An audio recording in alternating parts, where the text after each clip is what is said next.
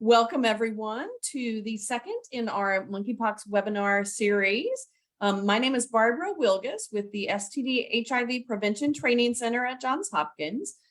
We are doing this training in coordination with the Maryland Department of Health, and we welcome you and are glad that you're here. A little bit of housekeeping, if I can. Oh, Jean, next slide.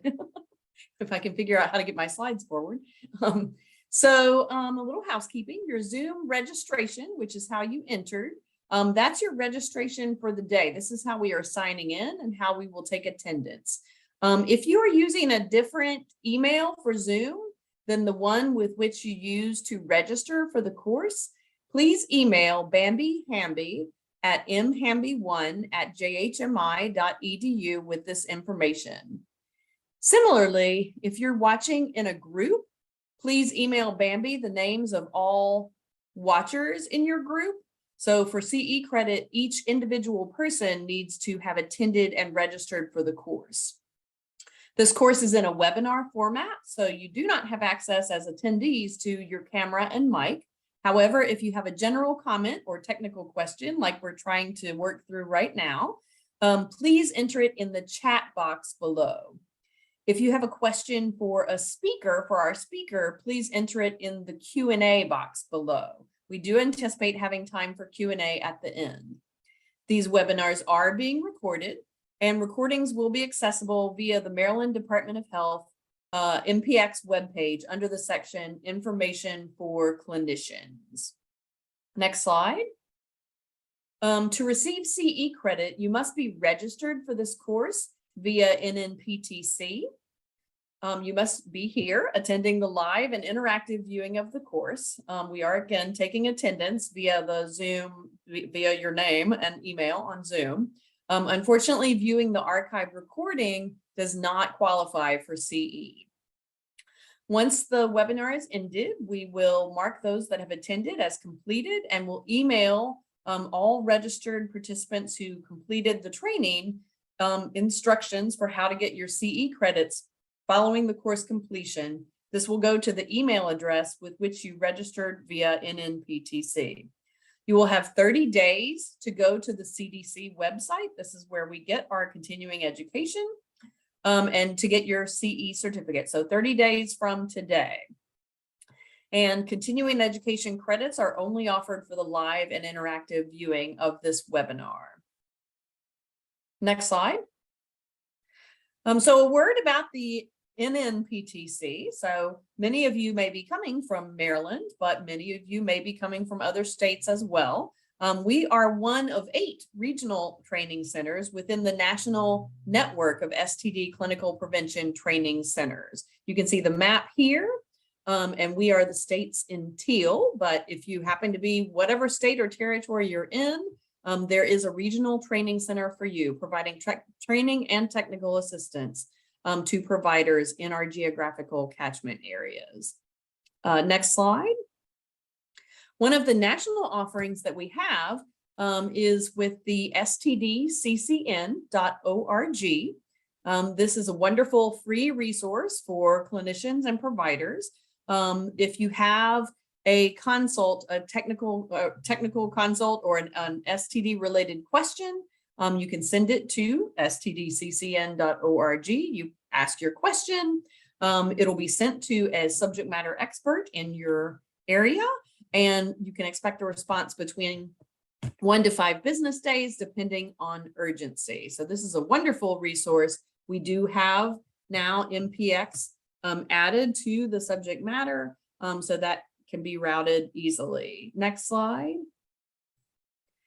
Additionally, actually skip this next slide. The National STD Curriculum integrates the 2021 STD treatment guidelines. This is another free national resource that we have for further CE on all areas of sexually transmitted infection with reference lessons, question bank topics, a fabulous podcast, and a group learning tool. So this is just another opportunity for you to get further free CME through our national resources. Another thing I wanted to say is that the CDC, you can do next slide. The CDC STI treatment guidelines are now also available from the CDC as a mobile app for both iPhone and Android devices. This actually has a lot more resources than the normal kind of paper copy right in the pocket of your coat with your phone. This also has a direct link to STDCCN through the app as well. So I would encourage everyone to download that app onto their phone and use it frequently. One more thing I wanted to mention about the Maryland Department of Health website is that in addition to information for clinicians, and I'm going to write in the chat the Maryland Department of Health website, which is health.maryland.gov/monkeypox. And now it is in the chat. In addition to information for clinicians, this is also where the vaccine pre-registration site is. And additionally, you're going to hear Dr. Jibo talk about some treatment modalities for MPX. And one of those registries is also available through information for healthcare providers on that website as well. So speaking of, Jane, you can go ahead and stop sharing. It is my pleasure to introduce our speaker, Dr. Kelly Jibo. Dr. Jibo is a professor of medicine at Johns Hopkins University in the Division of Infectious Diseases. Her clinical and research interests include HIV, healthcare utilization, aging with HIV, outcomes research, and policy generation. Dr. Jibo was co-PI of the HIV Research Network from 1996 through 2018, as a site PI for the North American AIDS Cohort Collaboration on Research and Design, or NA Accord, has served as Chief Medical and Scientific Officer for the All of Us research program from 2018 to 2020 at the NIH, where with her team, she developed the scientific framework and scientific protocol roadmap for the project. She helped with developing the researcher workbench and with numerous precision medicine projects using the first cuts of the data. She's currently involved in a number of research projects and sees patients in the Bartlett HIV clinic and through the NA Accord. She has been involved in numerous COVID-specific research projects. And now that monkeypox is here, since this outbreak, Dr. Jibo has been key in implementing clinical care protocols for MPX at the Bartlett HIV clinic and within Johns Hopkins Medicine, and is one of our faculty who has established MPX Provider Research Collaborative in the Division of Infectious Diseases. And Dr. Jibo is going to talk to you now about treatment and clinical management of MPX. Thank you, Barbara, for that very lovely introduction. I appreciate it. And welcome, everybody. Good evening, and thank you for having me this evening. I'd like to make this a very interactive conversation. So please feel free to put questions in the chat, to raise your hand, or to really just speak out if you have a question or a comment that you'd like for us to go over before I advance to the next slide. So as Barbara said, I've been working on monkeypox at Johns Hopkins and helping lead our both clinical and research agenda with a large team of people. And I want to acknowledge all of the people who have helped with putting together slides for these talks right from the get-go. So many of the things you're going to see today are a credit to the team that has been working on this, including Jason Farley, Liz Gilliams, Matthew Hamill, Joyce Jones, Heba Mustafa, David Blythe, and Jason Zucker. I do have consulting fees that I receive as noted above. I'd like to start with a case presentation. This is one of the patients we saw in the Bartlett Clinic this summer, a 32-year-old gentleman who was in his usual state of health until 1 week prior to presentation, when he had cough, muscle pain, fevers, and chills. 3 days prior to presentation, he developed a rash on his face and on his penis. His only past medical history was significant for urticaria, and he took Xolair for this. He cares for his elderly grandmother. He is very active in the community and uses no tobacco, alcohol, or drugs. He was normotensive with normal vital signs. His exam was fairly unremarkable, except for shoddy lymphadenopathy in his groin and for umbilicated lesions both on his penis and his face. These were not his lesions per se, but ones that are representative. And you can see one on the cheek here and then one on the penis. So several questions come to bear. What happens next? How should he be tested? What should the evaluation for symptomatic treatment be? Should he receive antiviral treatment if he's positive? What should he do at home, at work? And when can he resume normal activities? We're going to talk a little bit about each one of these points as we move through this. The idea of this talk is to think through somebody who tests positive and what should they do. However, it's important to think about what's the differential diagnosis of somebody who presents with lesions similar to this patient. And it's important to consider several other very common sexually transmitted infections, as well as several other infectious diseases that are not sexually transmitted. Genital ulcers can be from a variety of causes, including HSV, syphilis, chancroid, and LGV. Proctitis, which this patient did not have, but is very common in presentation for monkeypox, can often be seen with gonorrhea, chlamydia, and HSV. And for patients who have an umbilicated rash similar to what this patient had, it could be disseminated HSV, zoster, syphilis, molluscum, disseminated gonococcus, or hand, foot, and mouth disease. And there have been several cases where monkeypox and hand, foot, and mouth disease have been confused, particularly in children.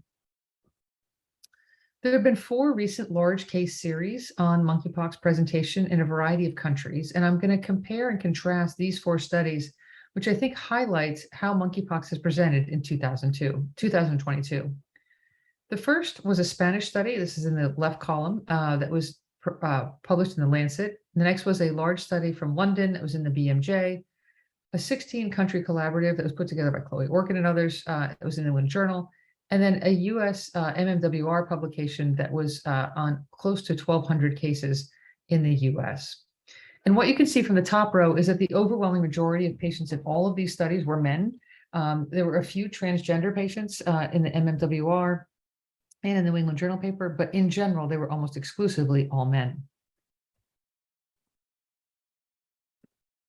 The next slide shows that about 100% of these patients had lesions, and in general, less than 10 lesions was common across most of the studies. Over 2/3 to 3/4 of the patients had fever, so it did seem to have a viral prodrome that went along with the rash.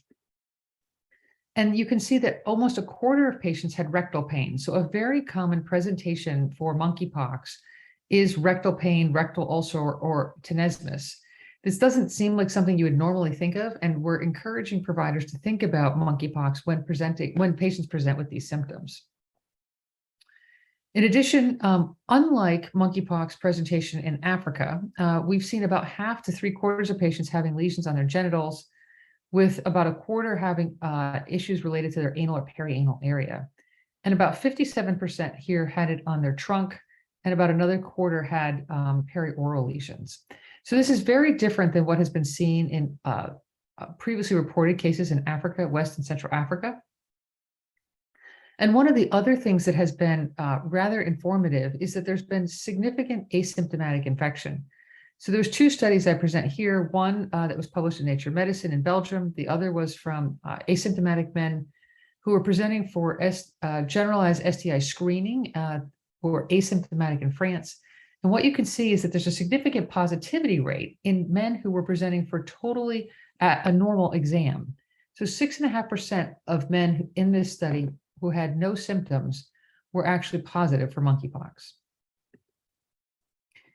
So this patient is going to be tested. I know that other lecturers have talked about how to actually do the testing, and it does require the full PPE. You should swab each of the lesions. They should be sent to the lab for monkeypox testing. We can do that at Johns Hopkins. The state can also do it. While waiting for your initial test results, it's important that the patient be aware of the possibility of spread if they are in fact positive.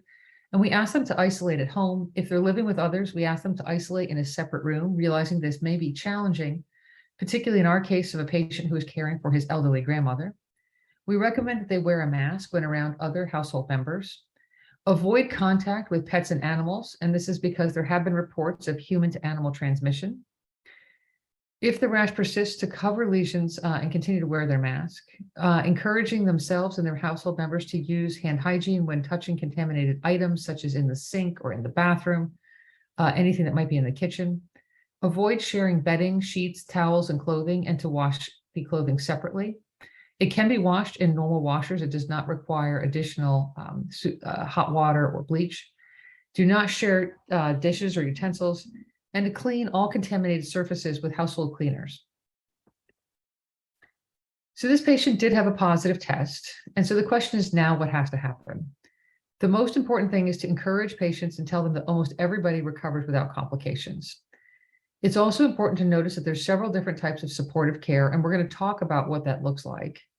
That the patient's going to receive information from the health department, what antivirals, who should be considered for antivirals, hospitalization. Some patients will require hospitalization because of severe illness, either with esophageal complaints, tenesmus, inability to take POs, and it can require multidisciplinary care. In terms of the Baltimore City Health Department, depending on where the patient is from, they may hear from their county health department. In Baltimore City, we inform them that they're going to receive a call from the acute communicable diseases team, that there will be likely contact tracing. So if they have information on their contact, it would be important to share that. They will be monitored for their symptoms in terms of how long they're continuing to have symptoms. And the BCHD department will also help with clearing people and releasing from quarantine. They can also answer questions regarding homelessness or shared public spaces or what to do with public transportation. In general, it's very important to address symptomatic treatment. And this is a letter from a dear colleague letter that came from the CDC. And it was important that they noticed that pain was really one of the most one of the most common presenting symptoms. And lesions may or may not be visible, but it's important to assess for pain in all patients at all visits and to provide supportive care to manage this pain. It's important to stay in contact with patients as their situation may wax or wane. They may have more lesions that develop with time. Considering a pain consult for patients who may need more intensive pain management than just orals, and thinking about antiviral treatment for patients who require significant pain control. In terms of supportive care, there's a number of things that are very common that I think we often forget to tell patients.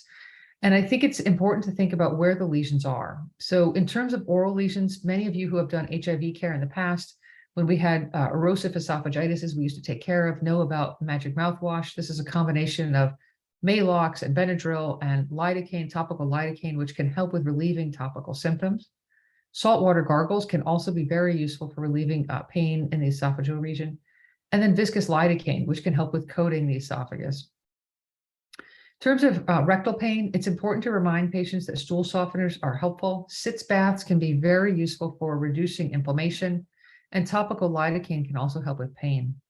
I think it's very important to remind patients that opioids can be very difficult because they can cause constipation. A number of patients have put off defecation because it hurts so much. And it's important to remind them that holding in and not defecating is going to make their pain worse instead of better. So really trying to communicate that stool softeners and other things that we can help with making moving your bowels easier will help with the resolution of symptoms more quickly. In terms of genital lesions, it's important to have frequent changes of clothing and to keep all lesions clean. They can become super infected. One of the most common reasons for hospitalization is lymphadenopathy or ulceration, particularly in the genital region, which has bacterial superinfection. In general, we avoid topical steroids because it can increase the risk of infection, and to use nonsteroidals with caution. You don't want these lesions to bleed, but nonsteroidals can often be very helpful. We sometimes consider alternating Tylenol with a Motrin or naproxen, which can provide more extensive pain relief.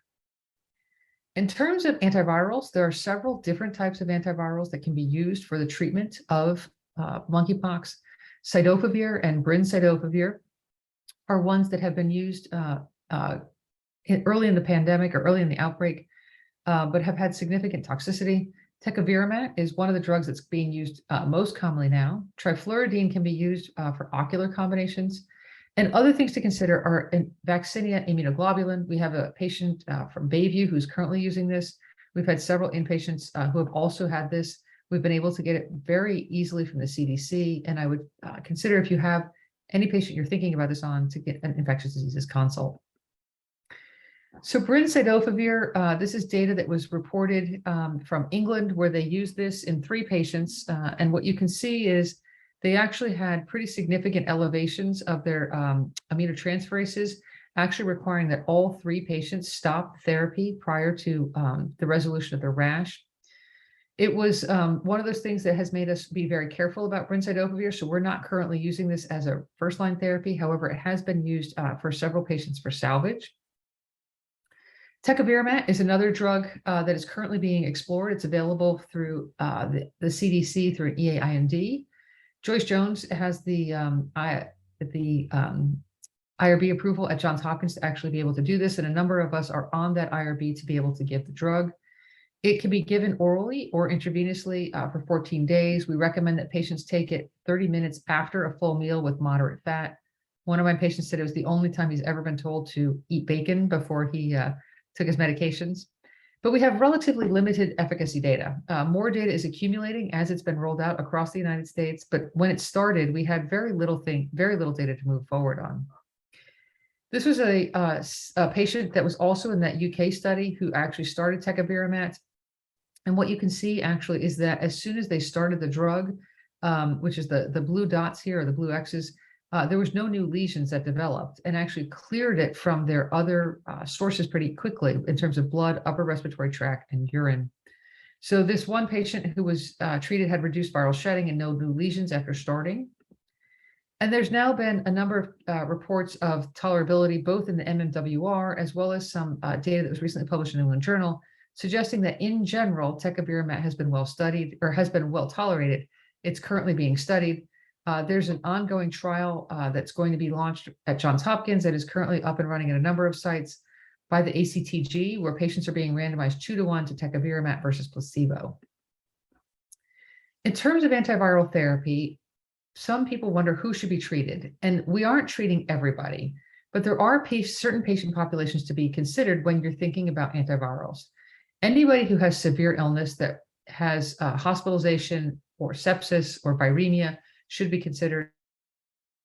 People who are at risk for severe disease, and this includes people with severe immunocompromise, those who have exfoliative skin diseases, including atopic dermatitis, children under the age of 8, women who are pregnant or breastfeeding, any patients who have complications, particularly bacterial infections, those who have other types of illness complications, and we'll talk a little bit about this, but this can include uncontrolled pain, pneumonia, encephalitis, gastroenteritis, or rectal bleeding.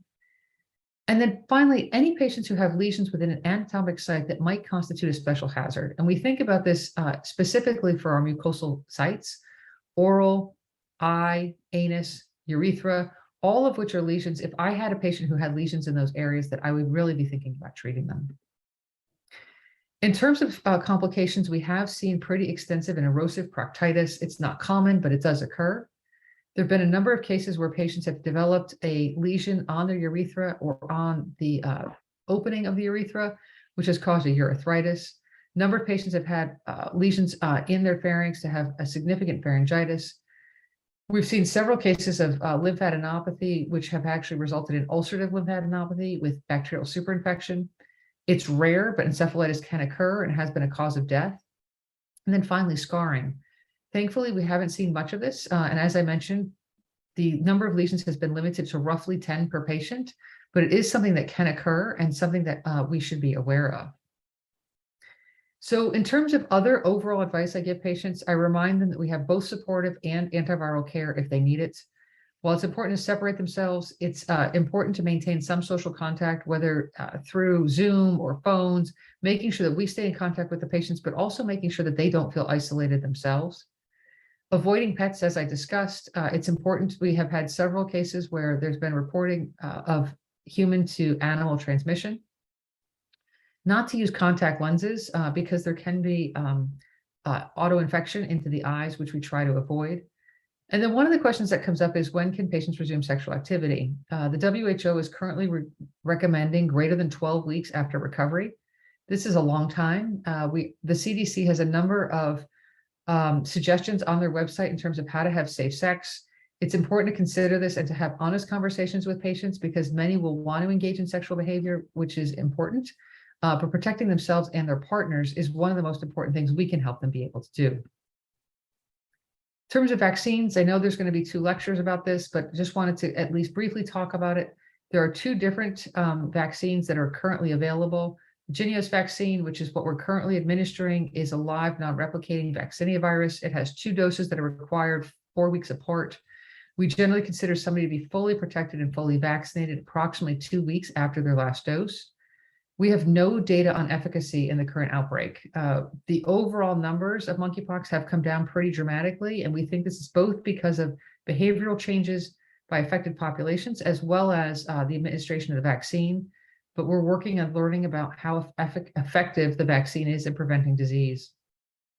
There are several contraindications, including allergies to eggs, ciprofloxacin, and gentamicin. But it's important to know that this is safe to administer to people who are living with HIV and those who have atopic dermatitis. ACAM2000 was a vaccine that was generated. Many of us may have received it. It has live replication competent vaccinia virus. There's one dose, which is by a bifurcated needle. And there's currently an EA-IND for monkeypox. There are several important contraindications, including immune deficiencies, those who have eye disease, anybody who has atopic dermatitis or eczema. And it's also important to think about risk of household transmission. So not necessarily for the patient who's receiving the vaccine, but are they at risk of transmitting it to anybody in the household, somebody who has an immune deficiency, maybe elderly, or maybe at risk of complications. In terms of vaccines, we have done post-exposure prophylaxis. So anybody who has had a sexual contact or other high-risk exposure to somebody who has known monkeypox, if it can be given within the first 4 days, we think it helps to prevent disease. But it can be given up to 14 days, which we think will help with reducing symptoms in anybody who does get disease. There's also been strong efforts to vaccinate populations who are considered to be high risk.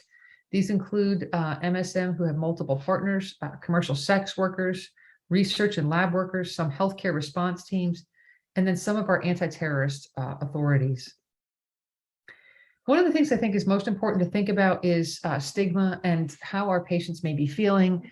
For those of us who have cared for HIV for many years, we remember the really dark days of when families would abandon patients who had HIV and how lonely many people felt, particularly at the end of life.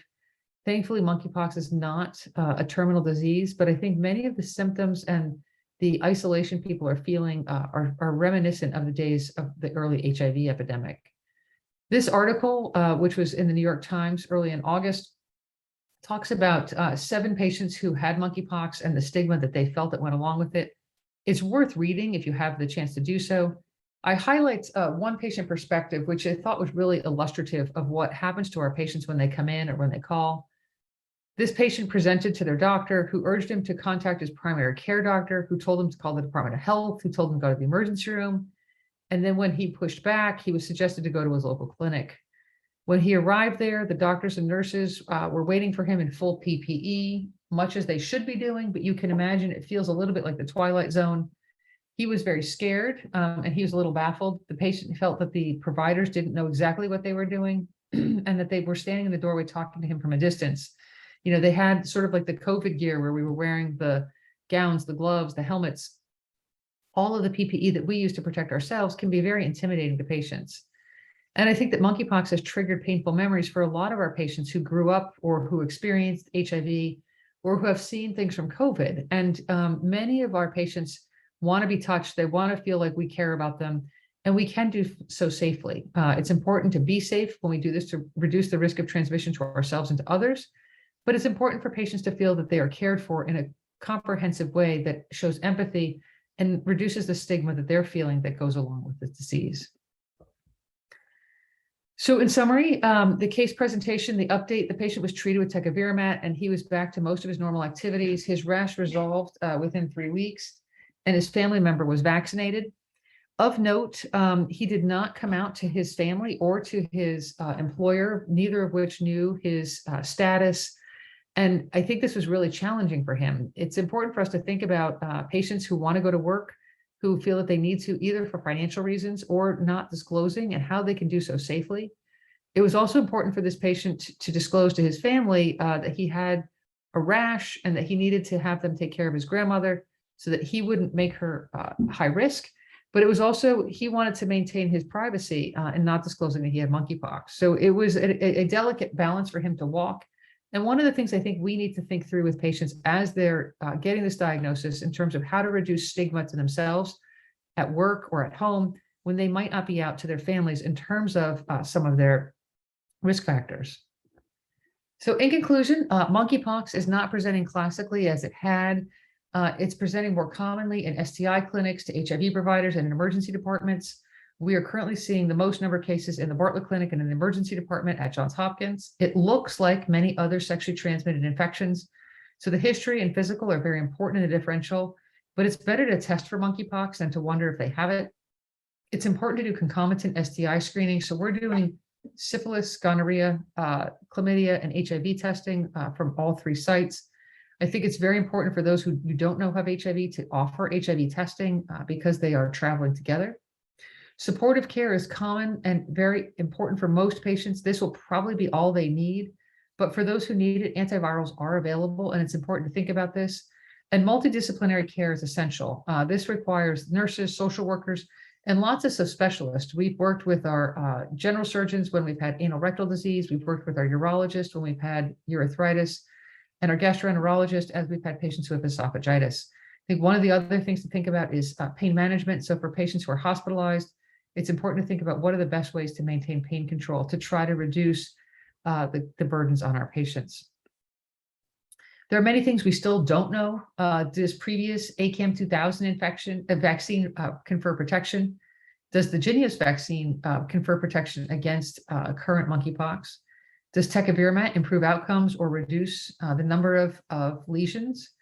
What is the role of asymptomatic infection? I think we're looking into this in terms of risk of transmissibility. What is the impact of immunosuppression on the viral load and resolution of symptoms?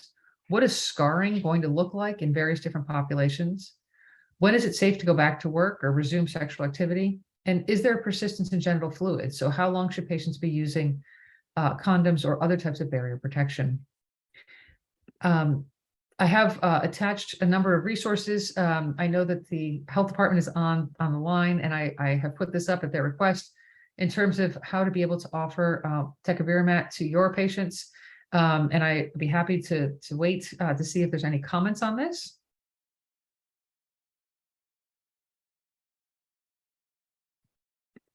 Okay.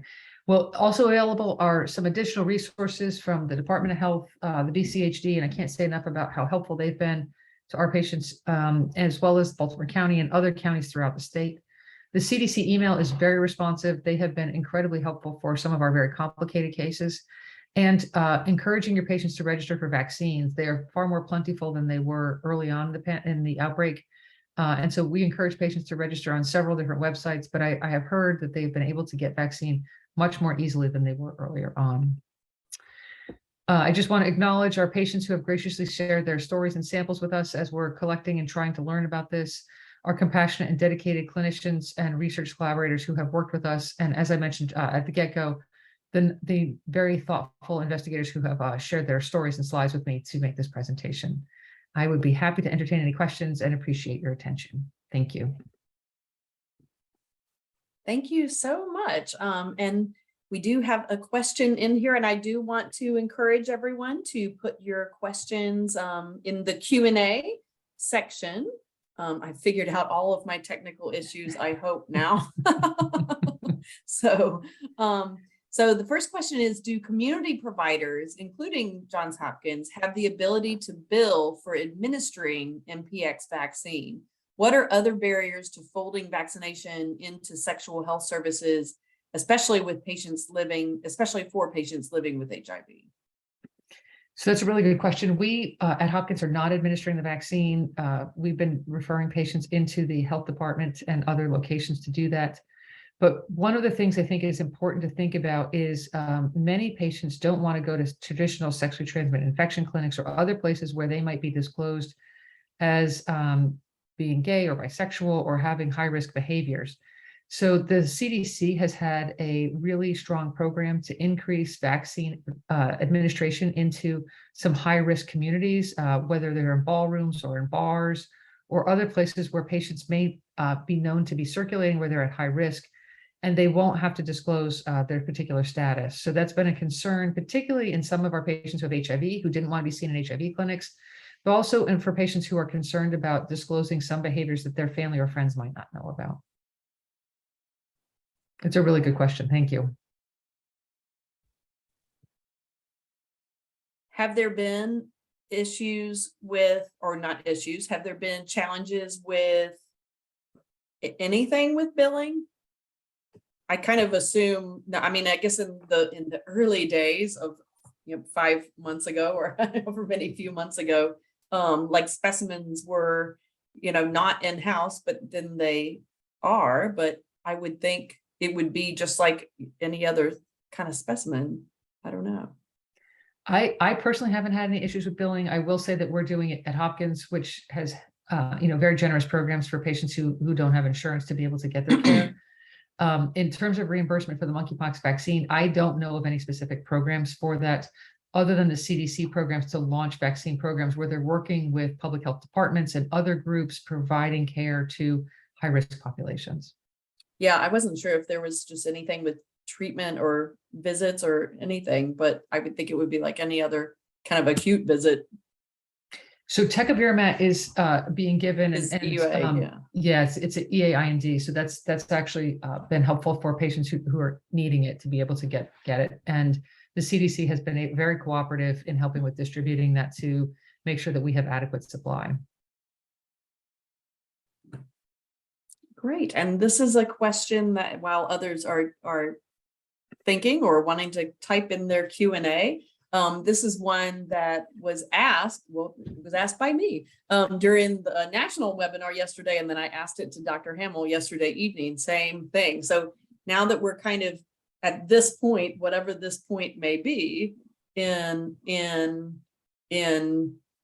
this outbreak, is how would you, so currently, how are you advising patients who are coming for care and may have concerns about MPX kind of as things are now? And then how would you also advise, other providers who are trying to kind of remain vigilant, but also let down their guard or things like that at, wherever we are in this bell curve, which may be like this.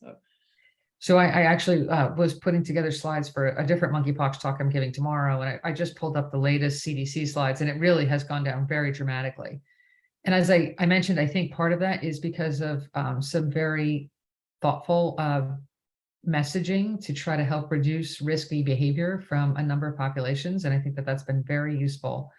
The CDC has extensive information on their website in terms of how to have safe sex, trying to reduce the number of partners, trying to get contact information from any partners, how to have sex in a safe way, including using barriers, and it talks a little bit about leather and latex and other ways that you can engage in safe sexual activity.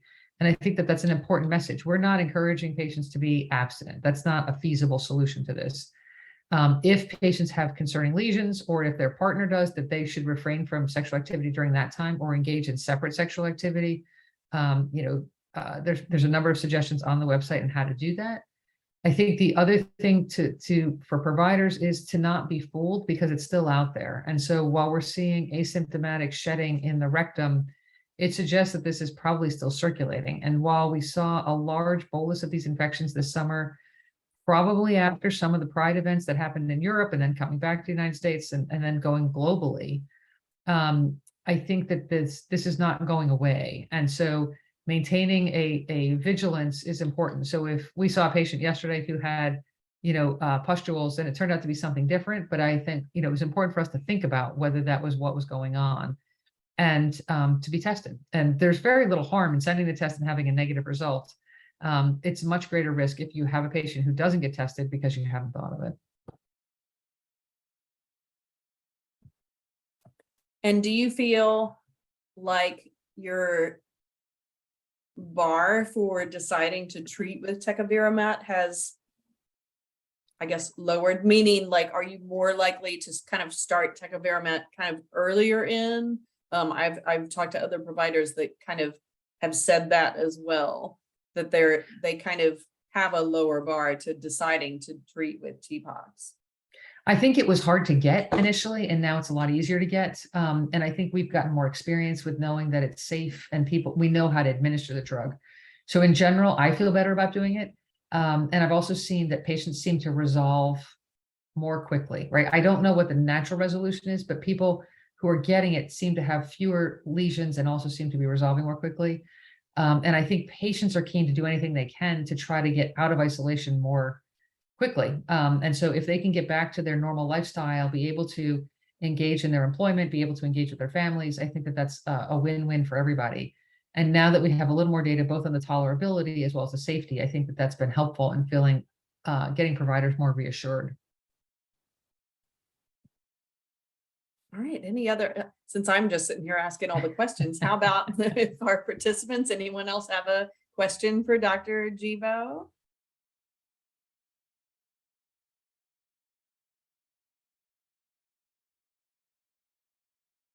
Well, I know it's dinner time, and Yeah. I'm certainly happy to continue to entertain questions. I did put my email in the chat, and happy to take any questions that come up.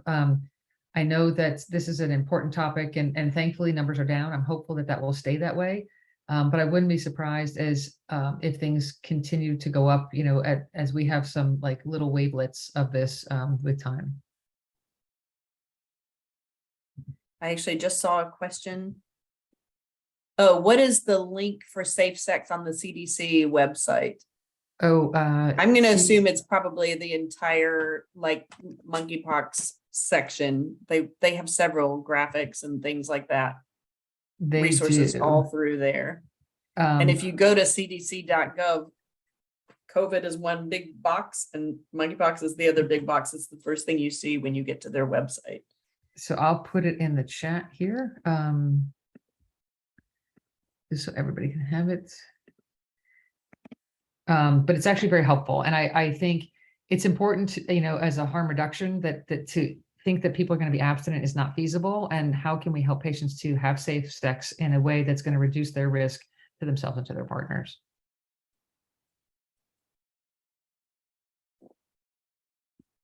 The other thing I tell providers is if you don't talk about it, they're not going to bring it up. And so it's important, just like I say to all my patients that I'm going to ask them, about sex, alcohol, drugs, and tobacco, and ask about vaping as well. And I say, ask everybody from 12 to 112. And once you're 112, I'll stop asking you. But that kind of gets them to laugh. But if we normalize asking these questions and we make sure that they understand that we're doing it to help them, and these are ways that we're going to reduce potentially their disease burden and be able to test things that are appropriate for them, most people are quite understanding, and I think are willing to answer questions quite honestly.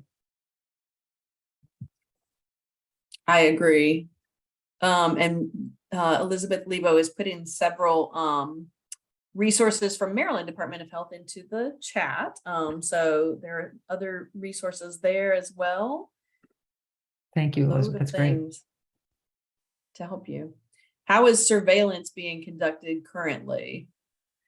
So we're not really doing surveillance. Cases are reported to the CDC when they're diagnosed, but we aren't doing asymptomatic rectal screening. And there's been some question about whether that would be useful. And so there's some studies that are ongoing now looking at oral and rectal screening in asymptomatic patients to see if there is detection of the virus. I think this will be an important thing for us sort of moving forward to try to identify, are there, quote, super spreaders or people who have asymptomatic infection that may be leading to other cases that we weren't detecting, or subclinical infections, which I think probably has been circulating for a while.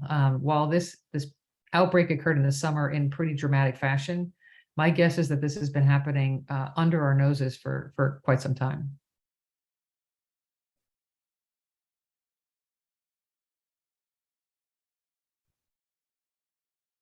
Wonderful. Well, thank you so much for putting up with a little bit of technical Absolutely. craziness in my computer world. Thank you so much for your wisdom and the fabulous care that you give, and really heartfelt care that you give your patients. It really shows, and I appreciate that. And just lots of thanks in the chat. Perfect. So everyone, there is one more webinar tomorrow evening, and then which is on really nitty-gritty nuts and bolts of testing. And that's with Dr. Liz Gilliams. And then our final one will be on Monday evening, the 14th, a very in-depth webinar on vaccines, including like how they got developed and a whole timeline and stuff. So thank you everyone for coming. We hope to see you at more of these, and thank you for all the care that you are providing out in the community. It's important, Yeah. and we thank you for being here. Thanks, everybody. Have a great evening.